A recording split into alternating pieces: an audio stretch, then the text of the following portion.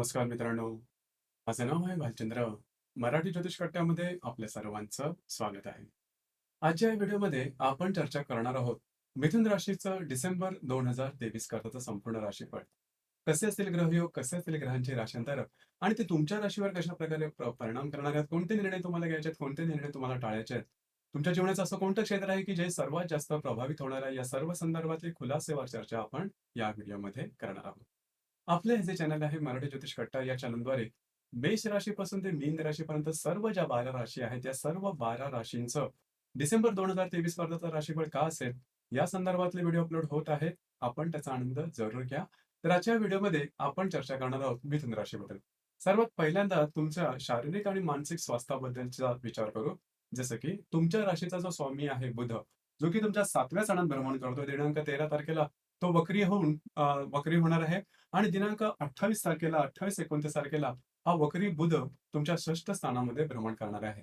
त्याचप्रमाणे तुमचा जो षष्ठेश आहे, तुमच्या 6व्या स्थानाचा जो मालक आहे मंगळ, तो 6व्या स्थानातच भ्रमण करतो आणि 28 तारखेनंतर तो तुमच्या 7व्या स्थानामध्ये भ्रमण करणार आहे. तुमचा जो अष्टमेश आहे शनी, जो की तुमच्या भाग्यस्थानात आहे. आता हा जो शनी आहे तो मार्गस्थ झालेला आहे. अर्थात या तिन्ही ग्रहांच्या संदर्भात विचार करायचा झाला किंवा तिन्ही जी स्थानं आहेत त्या संदर्भात विचार करायचा झाला, तर मानसिक जे स्वास्थ्य आहे हे तुमचं थोडंसं बिघडण्याची शक्यता आहे. मानसिक स्वास्थ्य बिघडणं म्हणजे छोट्या-मोठ्या गोष्टींचा स्ट्रेस, टेन्शन घेणं आणि त्याचा परिणाम तुमच्या शारीरिकतेवरती होणं, अशा प्रकारचे काही अनुभव येतील. कारण खरं तर सांगायचं झालं तर तुमची जी रास आहे, ही रास अगदी छोट्या मुलासारखी असते. छोट्या-मोठ्या गोष्टींचा जो प्रभाव असतो हा तुमच्या मनावरती अगदी जोरदार होतो आणि त्याचा परिणाम तुमच्या शरीर स्वास्थ्यावर दिसून येतो. अशाच प्रकारचे काही अनुभव तुम्हाला या महिन्यामध्ये येण्याची शक्यता बऱ्याच प्रमाणात आहे. काही गोष्टी असतील, छोट्या-मोठ्या असतील, की ज्या तुमच्या मनाविरुद्ध होत असतील किंवा मनाविरुद्ध होत झालेल्या असतील, त्याचा जे परिणाम आहे तो तुमच्या शरीर स्वास्थ्यावरती जास्त प्रमाणात होईल. अर्थात काही गोष्टी या विसरून जायच्या असतात आणि काही गोष्टी असतात त्या थोड्या प्रमाणात असतात. तेवढ्या वेळेपुरत्या असतात. जसं की तुम्ही इथे पाहिलंत, तर साधारणतः बरेचसे ग्रह तुमच्या 6व्या स्थानामध्ये भ्रमण करतायत. 6वं स्थान हे रोग आणि शत्रूचं आणि मातुल घराण्याचं द्योतक आहे किंवा निदर्शक आहे. तर त्या अनुषंगाने पाहायचं झालं, तर तुम्हाला मानसिकतेच्या संदर्भात थोडेसे त्रास होते, स्ट्रेस, टेन्शन येईल आणि ज्या ठिकाणी तुम्ही काम करता, नोकरी करता किंवा व्यवसाय करता, त्या ठिकाणी साधारण ज्याला आपण गुप्त शत्रू म्हणतो, त्याचा प्रभाव थोडासा वाढलेला दिसून येईल किंवा तुमच्या वाईटावर असलेली माणसं, यांचा प्रभाव थोडासा वाढलेला दिसून येईल. त्या संदर्भात थोडंसं सतर्क राहणं गरजेचं राहील आणि त्यामुळेच थोडंफार टेन्शन घेऊन त्याचा परिणाम तुमच्या शारीरिकतेवरती होण्याची शक्यता आहे. दुसरी महत्त्वाची गोष्ट म्हणजे जर का तुम्ही कुठल्या व्याधीने ग्रस्त असाल, तर त्या संदर्भात काळजी घेणं गरजेचं राहील. त्या संदर्भातले कुठलेही तुम्हाला सिम्प्टम्स किंवा लक्षणं दिसली, तर लगेचच्या लगेच डॉक्टरी इलाज करणं गरजेचं राहील. तर एकंदरीत सांगायचं झालं, तर या संदर्भात थोडं या महिन्यात काळजी घेणं गरजेचं राहील. यानंतर आपण विचार करणार आहोत, तुमचं आर्थिक स्थैर्य नेमकं कशा प्रकारचं असेल. तर तुमचं सगळ्यात महत्त्वाची गोष्ट म्हणजे तुमचा जो पंचमेश आहे शुक्र, हा तुमच्या पंचम स्थानामध्ये भ्रमण करतो. अतिशय उत्तम आणि महत्त्वाची गोष्ट आहे ही. तुमचा जो अष्टमेश आहे शनी, जो की तुमच्या भाग्यस्थानामध्ये भ्रमण करतोय, तो मार्गस्थ झालेला आहे आणि तुमच्या भाग्यस्थानामध्ये स्वतः गुरु आहे आणि जो भाग्येश आहे तो षष्ठ स्थानात आहे आणि तिथून तो साधारण 28 तारखेला तुमच्या सप्तमात भ्रमण करणार. तर एकंदरीत या सर्व ग्रहांचा विचार करायचा झाला, तर आर्थिकदृष्ट्या तुम्हाला अजिबात काळजी किंवा चिंता करण्याची जरूर नाही. कारण सगळ्यात महत्त्वाची गोष्ट म्हणजे तुमचा जो पंचमेश आहे, हा पंचम स्थानात आहे आणि जो तुमचा भाग्येश आहे, हा भाग्यस्थानात आहे, स्वतःच्या राशीमध्ये आहे. खूपच महत्त्वाची गोष्ट आहे. अशा प्रकारचा योग येणं थोडंसं दुर्मिळ असतं. परंतु तुम्हाला या महिन्यात संपूर्ण महिन्यामध्ये अशा प्रकारचा योग मिळणार आहे आणि याची सगळ्यात पहिली आणि महत्त्वाची गोष्ट जी तुम्हाला मिळणार आहे, ती म्हणजे तुमचं तुम्ही जी काही कामं हाती घ्याल, त्याच्या संदर्भात काही उत्तम तुम्हाला भाग्याची साथ लाभणं ही गोष्ट. कारण भाग्याची साथ मिळणं ही तेवढीच महत्त्वाची असते. कारण प्रयत्न सर्वजण करतात. पण भाग्याची साथ मिळाली, की तो व्यक्ती तेवढा पुढे जातो किंवा त्याला उत्तम प्रकारे त्याच्या जीवनामध्ये बदल होतो. तर अशाच प्रकारचे काही बदल, की जे सकारात्मक असतील, हे तुम्हाला या महिन्यामध्ये मिळणार आहेत. जी कामं तुमची अडलेली आहेत, जी कामं पूर्ण होत नाही, जी कामं कित्येक महिन्यापासून रखडलेली आहेत, अशी कामं तुम्ही हाती घ्या. किंवा जर का जीवनामध्ये तुम्हाला नवीन काय करायचं असेल, नवीन कशाची सुरुवात करायची असेल, तरी सुद्धा हा कालावधी खूप चांगला आहे. अर्थात तुमची जी रास आहे, ही बऱ्याचशा गोष्टी बऱ्याच प्रमाणात करतं, परंतु कुठल्याच एका गोष्टीवर संपूर्णपणे फोकस करत नाही, एकाग्र राहत नाही. त्याच्यामुळे बऱ्याच गोष्टींचा बराचसा अनुभव असतो, परंतु कुठल्या एका कामामध्ये सखोल अनुभव थोडासा कमी असतो. तर या ठिकाणी थोडंसं लक्षात घ्या, हा महिना जो तुम्हाला खूप चांगला आहे. थोडंसं विचारांती जी कामं तुम्हाला नवीन सुरू करायची असतील, या महिन्यामध्ये जरूर चालू करा. तुम्हाला भाग्याची साथ खूप चांगल्या प्रकारची मिळेल. आर्थिक संदर्भात काही काळजी करू नका. जर का तुम्ही शेअर मार्केटमध्ये ट्रेड करत असाल, तर काही चांगले लाभ तुम्हाला या महिन्यात निश्चित मिळतील. अनपेक्षित लाभ सुद्धा मिळण्याची शक्यता बऱ्याच प्रमाणात आहे. फक्त तुमचे जे खर्च आहे त्याच्यात थोडंसं नियंत्रण ठेवा. खर्चावर थोडंसं नियंत्रण ठेवणं गरजेचं आहे. कारण तुमच्या राशीला शॉपिंग करणं हे खूप आवडतं. कुठलीही गोष्ट खरेदी करायची असेल, तर ती तात्कालिक गरज लक्षात घेऊन तुम्ही गोष्टी विकत घेता. एखाद्या वस्तूचा दूरगामी किती उपयोग आहे, यापेक्षा आत्ता ती मला वस्तू आवडते, आता मला ती उपयोगाची वाटते, म्हणून ती तुम्ही घेऊन मोकळे होता. तर अशा खर्चावर थोडंसं नियंत्रण ठेवणं गरजेचं आहे. यानंतर आपण विचार करणार आहोत, की तुमचं घराण्याचं जे स्वास्थ्य असेल किंवा फॅमिली हॅपीनेस नेमकं कशा प्रकारचं असेल. तर साधारण तुमच्या राशीचा जो चतुर्थेश आहे, हा सुद्धा बुध आहे, जो की तुमच्या सप्तमात भ्रमण करतोय. वक्री होऊन तुमच्या षष्ठात येणार आहे.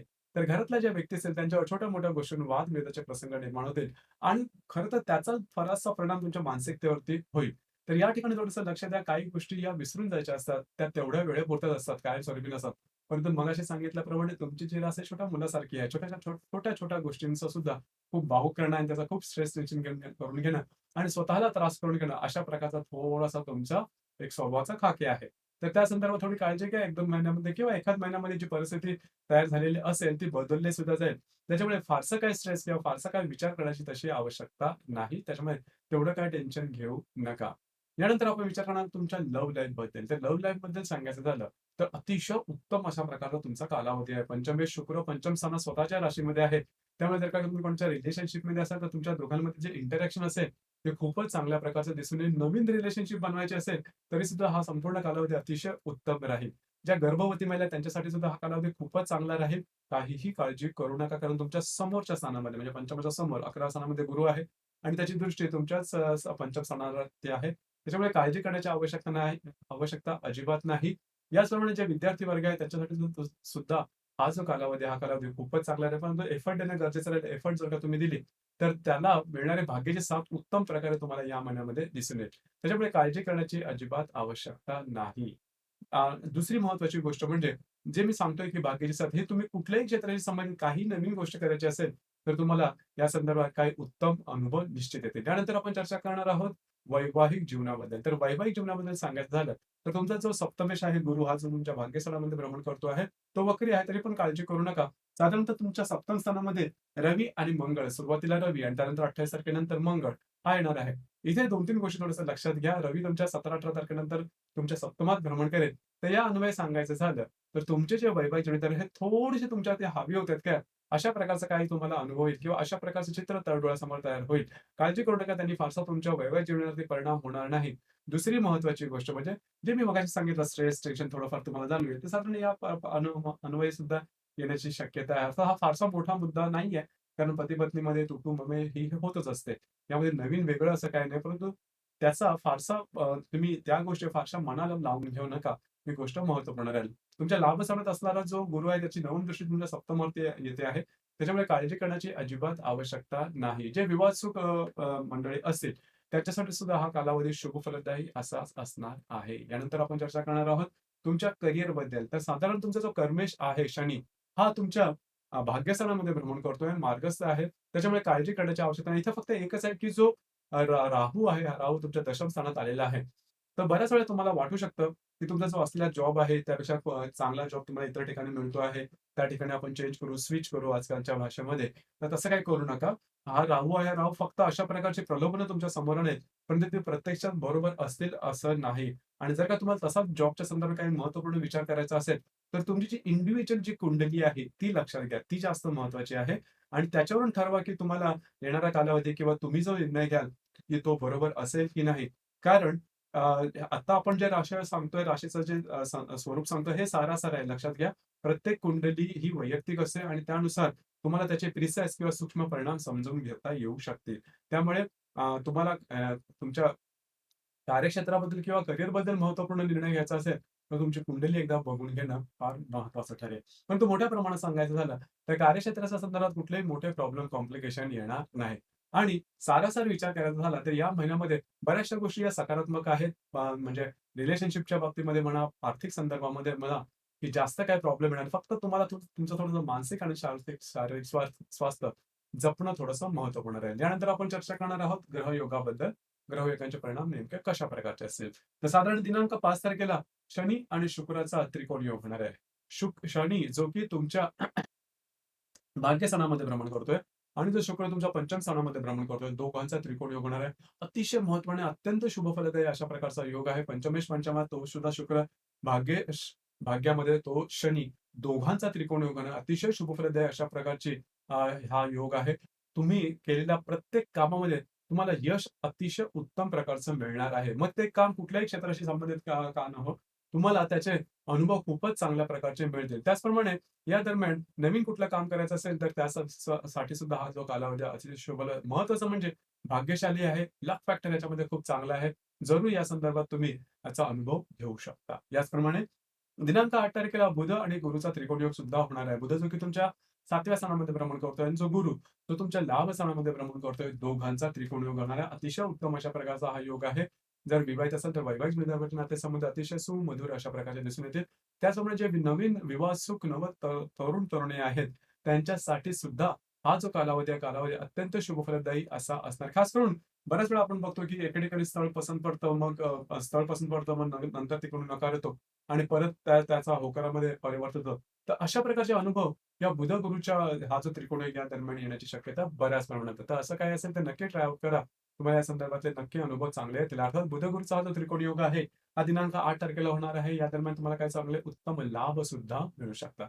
याचप्रमाणे दिनांक 21 तारखेला शुक्र आणि हर्षलचा प्रतियोग सुद्धा होणार आहे. शुक्र जो की तुमच्या पंचमात भ्रमण करतोय आणि जो हर्षल तुमच्या लाभ स्थानामध्ये भ्रमण करतोय, दोघांचा प्रतियोग होणार आहे. लक्षात घ्या, जर का तुम्ही कोणत्या रिलेशनशिपमध्ये असाल, छोट्या-मोठ्या गोष्टी वादविवादाचे प्रसंग निर्माण होतील. जर शेअर मार्केटमध्ये ट्रेड करत असाल, तर मोठे ट्रेड करू नका, मोठी रिस्क घेऊ नका. ती रिस्क तुमच्या अंगाशी येऊ शकेल.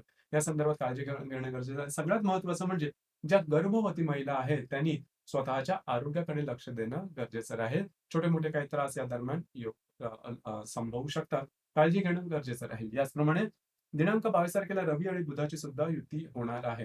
तर साधारण तुमचे जे वैवाहिक जोडीदार असतील त्यांच्याकडे बाहेर फिरला जाणं किंवा त्यांच्यावर तुमचे नातेसंबंध अतिशय चांगल्या प्रकारचे होणं, अशा प्रकारचे काही अनुभव रवी-बुध युतीमध्ये होतील. जर तुम्ही पार्टनरशिपच्या बिझनेसमध्ये असाल, तर काही चांगले त्या तुमच्या जे पार्टनर आहेत असतील त्यांच्यावर काही चांगल्या गोष्टी होणं किंवा तुमच्या दोघांमध्ये काही चांगल्या तुमच्या दोघांचे विचार मिळून काही चांगल्या गोष्टी तुमच्या बिझनेसमध्ये तयार होणं, अशा प्रकारचे सुद्धा काही अनुभव तुम्हाला या दरम्यान निश्चित येतील. याचप्रमाणे दिनांक 25 तारखेला शुक्र आणि नेप्ट्यूनचा त्रिकोण योग सुद्धा होणार आहे. नेप्च्यून जो की तुमच्या 10व्या स्थानात भ्रमण करतो आणि जो शुक्र जो की तुमच्या 6व्या स्थानात भ्रमण करणार आहे.